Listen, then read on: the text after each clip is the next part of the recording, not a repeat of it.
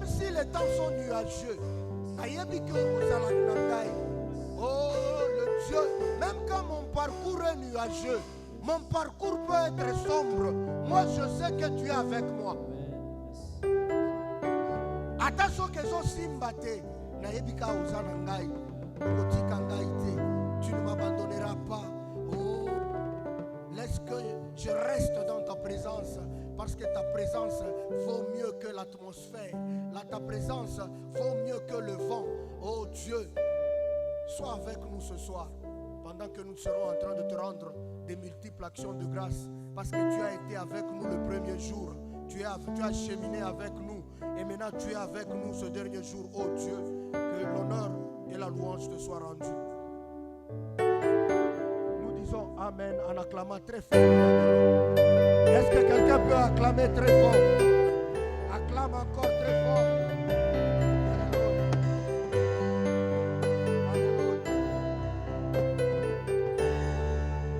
Au nom de Jésus.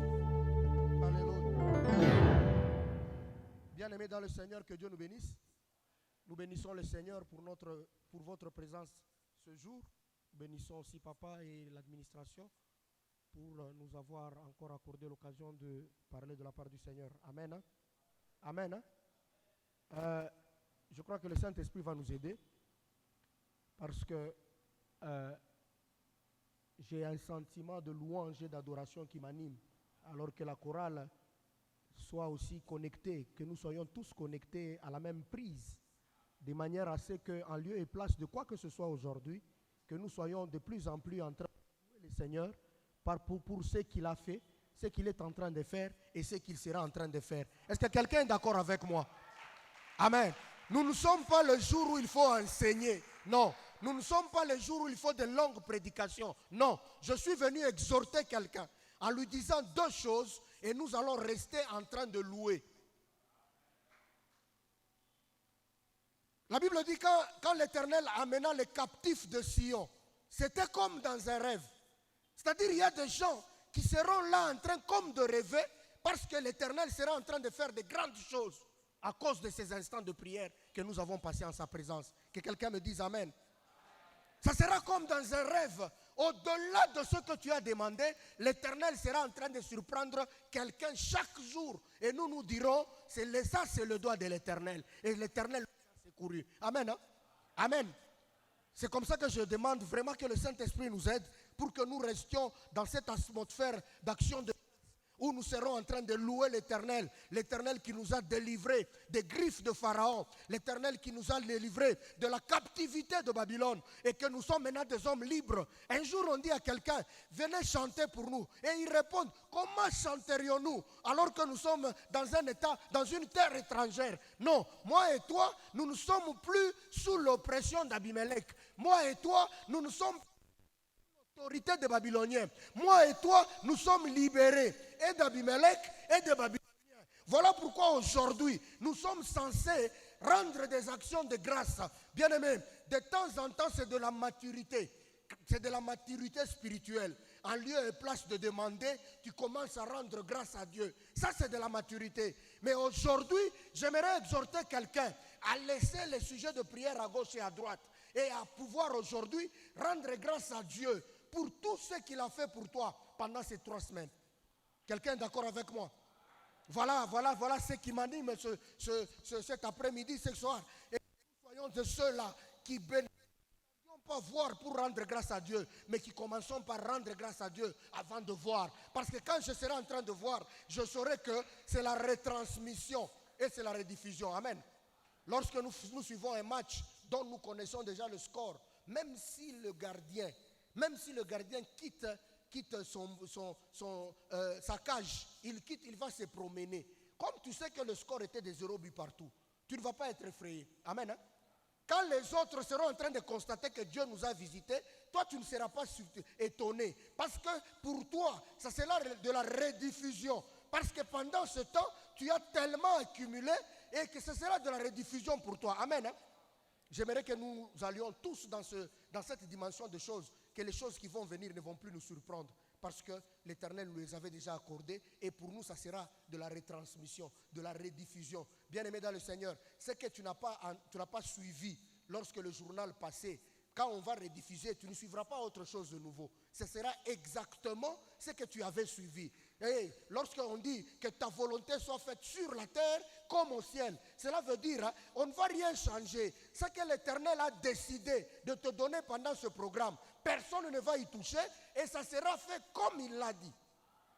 Amen. Amen. Nous rentrons dans le texte.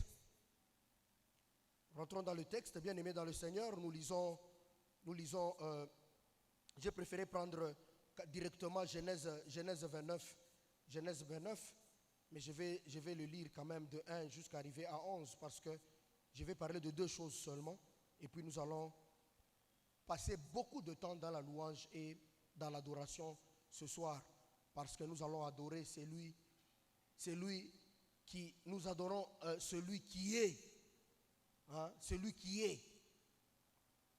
C'est-à-dire que nous ayons ce que nous cherchons, que nous n'ayons pas ce que nous cherchons, mais nous allons adorer Dieu, parce qu'il est Dieu. Que nous n'ayons pas, lui, il reste Dieu. Amen. Voici le contenu de la lettre, je suis dans Jérémie 29, je commence par le premier verset.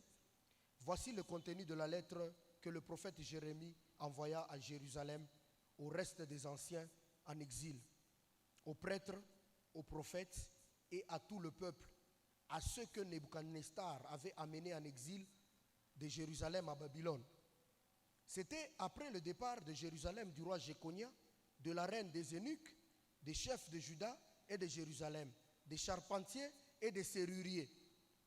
Il l'a remis à Éléazar, fils de Japhan, et à Gemaria, fils de Ilkija, que Sédécias, roi de Juda, avait envoyé à Babylone auprès de Nebuchadnezzar, roi de Babylone. Elle disait, voici ce que dit l'Éternel, le maître de l'univers, le Dieu d'Israël, à tous les exilés que j'ai amenés de Jérusalem à Babylone. Construisez des maisons et habitez-les. Plantez des jardins et mangez-en le fruit. Mariez-vous et ayez des fils et des filles. Donnez des femmes en mariage à vos fils et des maris à vos filles, pour qu'elles mettent au monde des fils et des filles. Augmentez en nombre là où vous êtes et ne diminuez pas. Recherchez le bien-être de la ville où je vous ai exilé. Louis II dit où je vous ai amené en captivité. Et intercédez auprès de l'Éternel en sa faveur. Parce que votre propre bien-être est lié au sien. Louis II lui dit car votre prospérité ou votre bien en dépend.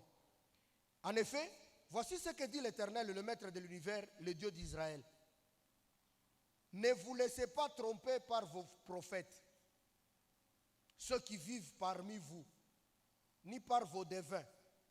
Ne faites pas attention aux rêves que vous faites. En effet, ce sont des mensonges qu'ils vous prophétisent, comme si cela venait de moi.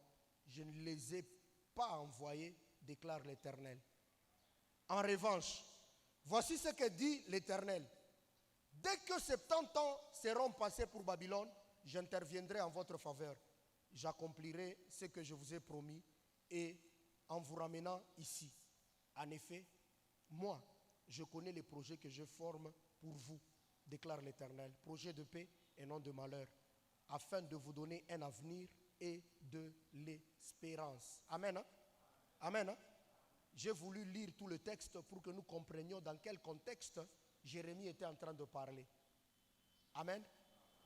Bien-aimés dans le Seigneur, Jérémie est en train de faire la lettre aux captifs à Babylone. Il est en train de les expliquer. Il part de l'histoire. Jérémie était parmi les personnes qui ont annoncé aux enfants d'Israël que vous êtes en train de commettre des abominations et l'Éternel, le jugement de Dieu va tomber sur vous. Il était celui qui avait annoncé que Nebuchadnezzar va prendre la domination sur eux, il va les dominer. Et maintenant, il se fait qu'ils ont reçu des prophètes, des faux prophètes, Quand vous lisez le chapitre 28, vous allez trouver un autre qui s'appelle Anania, qui est venu leur raconter que dans 2 ans, l'Éternel est en train de venir vous délivrer de la captivité de Babylone. Et c'est comme ça que cette lettre ici, Jérémie est en train de ramener les choses en ordre. Jérémie est en train de constater que ici, Ananias les a trompés. Il leur a dit, ne vous en faites pas, dans 2 ans, l'Éternel viendra vous délivrer. Voilà pourquoi la première partie de la prophétie, Dieu dit à Jérémie, dis-leur, construisez les maisons, habitez-y. Faites marier vos enfants. Parce que l'Éternel Dieu m'a dit, moi, il dit, c'est après seulement 70 ans qu'il viendra vous délivrer. Donc vivez. Priez aussi pour la paix du lieu où vous vous trouvez en captivité, parce que votre prospérité dépend d'elle. Il est en train de ramener les choses en ordre. Et c'est comme ça qu'il termine par le 11e verset qui nous concerne. Il dit maintenant au 11e verset, moi, l'Éternel parlant à Jérémie, il dit, moi, je connais les projets que j'ai pour vous. Autrement dit, c'est-à-dire, ceux-là qui sont venus ne connaissent rien. C'est moi qui connais. Bien-aimés dans le Seigneur, nous avons passé beaucoup de temps de prière ici. J'aimerais juste nous éveiller notre attention sur ce qui pourrait venir nous dire de la part du Seigneur. La Bible dit, nous ne méprisons pas les prophéties, mais la Bible nous demande de les examiner. Amen. Hein? Nous ne méprisons, la Bible ne nous demande pas de mépriser les prophéties. La Bible nous demande de les examiner. Nous les examinons premièrement par rapport à la parole de Dieu. Ce que Dieu a dit. Deuxièmement, nous regardons. Si quelqu'un te dit dans 2 ans et que 2 ans arrivent, tu n'es pas délivré, ça veut dire quoi? Il t'a trompé. Bien-aimés dans le Seigneur, ne prêtons pas oreille à ces faux prophètes que Dieu n'a pas envoyés. Bien-aimés, autrefois, tout le monde, oui, il y a des gens qui connaissent quand même ça. Lorsque la photographie n'était pas encore digitalisée, lorsque nous n'avions pas encore de photos, nous avions des photos avec des films. Amen. Hein? Avec des films. En fait, dans ces appareils, cette photographie-là fonctionnait comme ceci. On te prend une photo, on amène ça dans la chambre noire. Amen. Hein? On amène dans la chambre noire. Et puis après, on va faire sortir une photo plus claire que ce qu'on y avait introduit. Amen. Hein? Amen. C'est vrai qu'aujourd'hui c'est digitalisé. La chambre noire existe, mais elle est devenue trop minime et puis elle fonctionne un peu plus rapidement. Ça voudrait dire que lorsqu'on prend la photo, on l'amène dans la chambre noire, ce n'est pas pour la détruire. C'est pour la rendre parfaite. Approximativement au même degré que la réalité. Bien-aimés dans le Seigneur, quelquefois nous passons par des chambres noires sur la vie, sur la terre. Dans notre parcours avec le Seigneur, c'est la chanson que nous avons chantée. Tout peut sombrer, tout peut être obscur. Ici, les enfants de Dieu sont en captivité. Ça ne marche pas. Mais au fait, c'est à cause de leur immoralité et à cause de leur idolâtrie aussi qu'ils sont là-bas. Mais malgré ça, c'est noir, c'est sombre.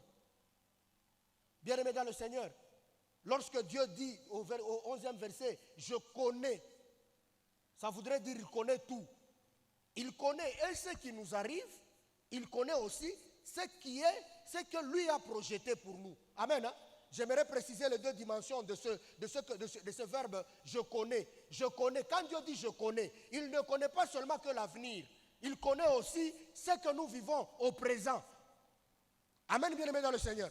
Ça voudrait dire quoi? Lorsque nous passons par des temps sombres, lorsque nous passons par des difficultés, Dieu ne veut pas nous tuer. Dieu ne veut pas que nous abandonnions. Non, Dieu veut nous travailler pour nous rendre à même de pouvoir reproduire le reflet de Christ correctement lorsque nous sortirons de cette chambre noire. Quelqu'un me comprend? Il est en train de nous travailler durement afin que lorsque son projet sera en exécution, nous soyons à mesure de répondre réellement à ce qu'il a comme pensée sur nous. Bien-aimé, arrêtez de vouloir parler moment difficile, nous pensons toujours que c'est le diable. Non, Dieu permet ces situations-là afin de travailler notre caractère pour que lorsqu'il va nous délivrer de l'activité dans laquelle nous nous trouvons, nous ne commettons pas les mêmes erreurs. Je sais que les gens attendent, les gens voudraient. Nous prêchons aussi que Dieu te bénisse. Non, nous disons aussi que les événements que tu traverses ne vont pas te tuer. Les événements que tu traverses ne vont pas t'avaler, ne vont pas te faire disparaître. Dieu connaît ce qui t'arrive. Et il le fait pour un objectif, pour travailler à ce que ce soit le réel, le effectif, l'image de Christ. Bien-aimés dans le Seigneur, les événements que nous rencontrons sont comme un laboratoire. Ces événements-là que nous sommes façonnés pour que nous soyons à même lorsque nous entrerons dans la erreur que nous avions commise autrefois. Bien-aimés dans le Seigneur, la captivité ne va pas te tuer, je l'ai dit. C'est de la même chose avec l'or.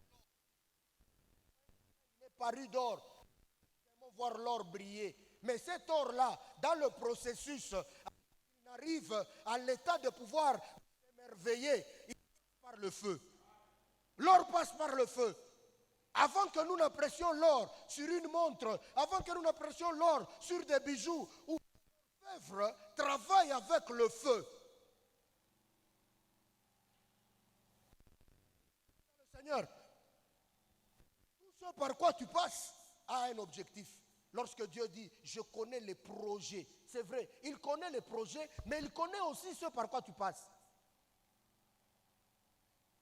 Ce sont les faux prophètes qui peuvent t'amener à trouver des raccourcis. Ce sont des faux prophètes qui vont t'amener à trouver les démons partout. Oh non, toi, l'Éternel te dit ce soir, je connais les projets que j'ai faits pour toi. Je connais. Quand il dit je connais, c'est-à-dire qu'il a la maîtrise du passé, du présent et de l'avenir. Alors que nous, de temps en temps, nous ne comprenons pas où est-ce que nous allons.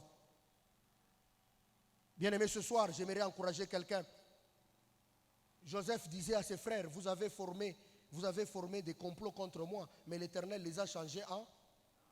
C'était une école. C'était aussi la chambre noire de Joseph.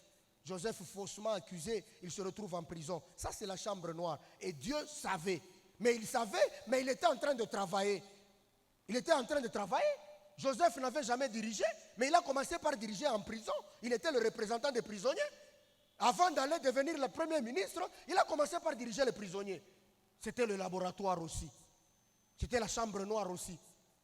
Bien-aimés dans le Seigneur, les instants par lesquels nous passons, nous devrons nous conduire plus à chercher la présence de Dieu plutôt qu'à chercher les faux prophètes. Parce que les faux prophètes peuvent nous amener loin de la volonté de Dieu.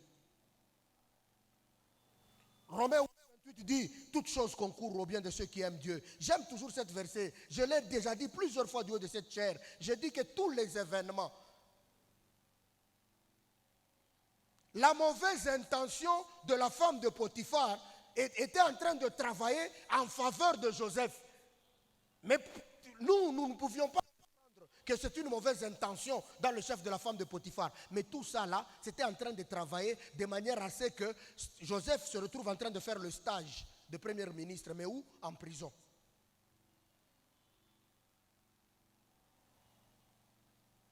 C'est cette même logique d'écouter les que Joseph a tenté de parler à ce monsieur qui quittait la prison. Il dit, souviens-toi de moi quand tu vas partir. C'était comme pour chercher à trouver un raccourci. Bien-aimé, lui il dit, l'Éternel mène tout à de bonnes fins pour moi. Tous les événements d'être arrivés dans ma vie pour mon bien. Alors, 5 petites leçons qu'il nous faut garder avant que nous rentrions dans la louange et dans l'adoration ce soir. Bien-aimés dans le Seigneur, au verset 7, la Bible dit, au verset 4 plutôt, la Bible dit,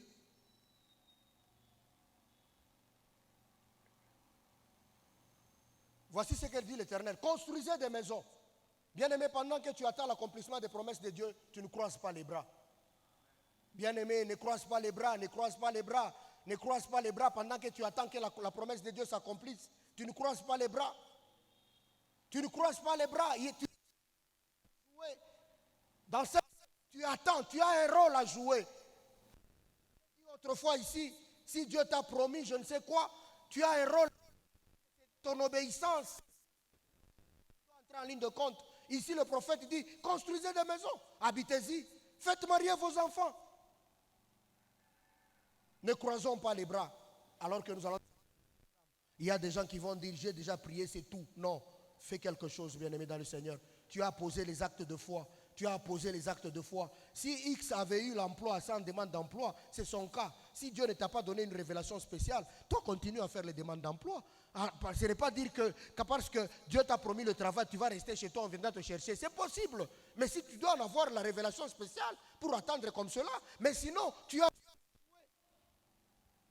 un rôle à jouer.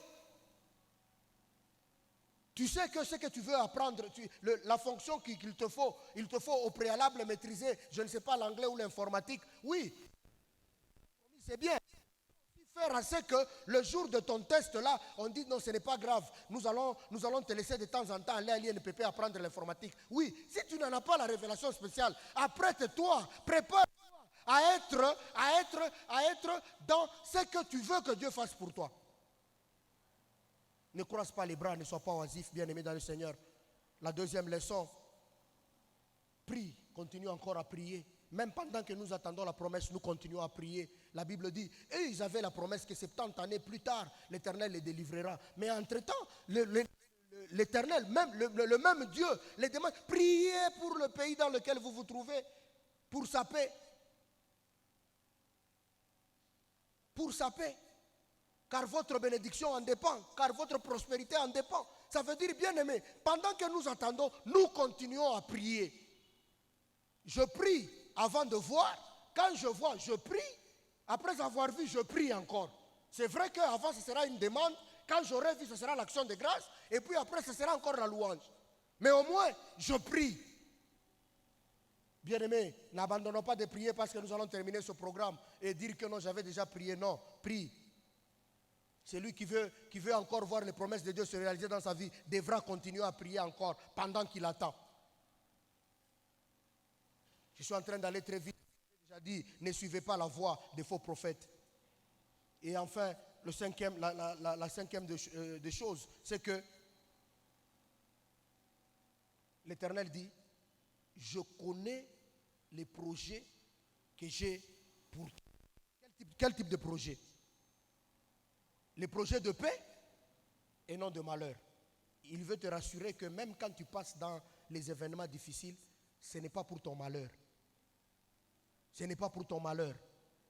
Ce n'est pas pour ton malheur. Les événements par lesquels tu peux passer, ce n'est pas pour te détruire, ce n'est pas pour ton malheur. Il connaît les projets de paix pour toi. Mais aussi, il ajoute, afin de te donner de l'avenir et de l'espérance. C'est-à-dire, il est en train de te travailler pour ton propre bien dans l'avenir. Il est en train, au travers de ces événements, pour ton bien dans l'avenir.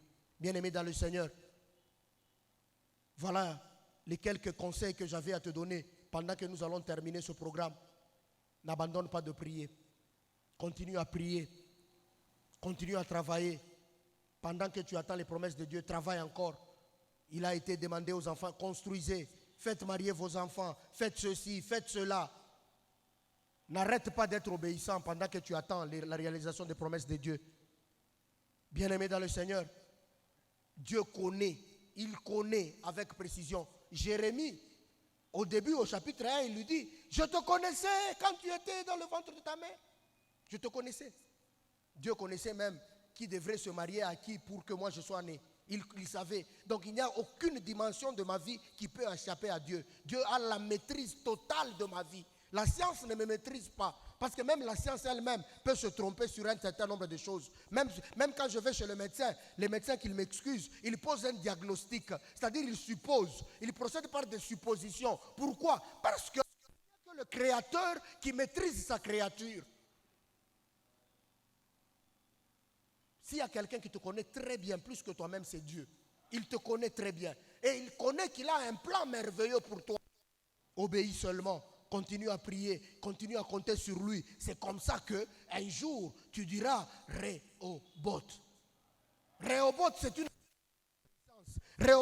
c'est une affaire de persévérance. Rehoboth, c'est une affaire aussi à compter sur Dieu. Rehoboth, ce n'est pas un slogan. Rehoboth, c'est une vie où, même quand on me persécute là, je résiste. Pourquoi? Parce que je connais les promesses que Dieu a faites. Je rentre et je dis, oh Dieu, ne m'abandonne pas. Je continue encore, je persévère. Quand je tombe, je me relève. Quand je tombe, je me relève. Et je continue la marche. C'est ça Rehoboth.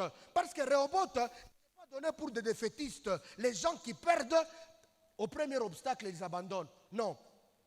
Rehoboth, c'est pour les endurants, les persévérants. Parce que lorsqu'on lui chercha querelle au premier puits, il continua. Il les quitta, il va encore creuser un deuxième. On lui chercha querelle, il va encore. Et quand vous lisez le texte d'aujourd'hui, un peu plus bas, dans le chapitre, on dit, finalement, Abimelech est venu lui dire, faisons alliance. On ne peut pas faire alliance avec quelqu'un qui est défaitiste, qui est un perdant, qui est impatient, quelqu'un qui abandonne à la première difficulté. Non, on vient faire alliance avec des gens qui démontrent leur foi, qui sont endurants, persévérants, contre toute espérance. Eux, ils continuent à avoir encore la foi. Ils comptent sur Dieu. Pourquoi? Parce que celui qui a fait la promesse est fidèle et il connaît toutes choses. Il connaît toutes choses. Bien-aimés dans le Seigneur, ne perdons pas ces choses que nous serions en train d'attendre. Pour ceux-là qui ont déjà vu, gloire au Seigneur, parce qu'il vous a déjà visité. Pour les autres qui attendent, attendons encore fermement. Moi, j'attendrai jusqu'à ce que je verrai l'accomplissement de ces choses. Voilà pourquoi quelqu'un a dit, je ne mourrai pas. Je ne mourrai pas, Bokosi, Narokufate, je ne mourrai pas, je ne mourrai pas. Même quand je suis en train de perdre toute ma peau tombée sur mes os, comme si Dieu ne m'avait pas encore dit que c'est mon temps, je ne mourrai pas. Je serai encore en train d'espérer, à compter sur Dieu. Pourquoi? Parce que Dieu connaît les projets qu'il a avec moi.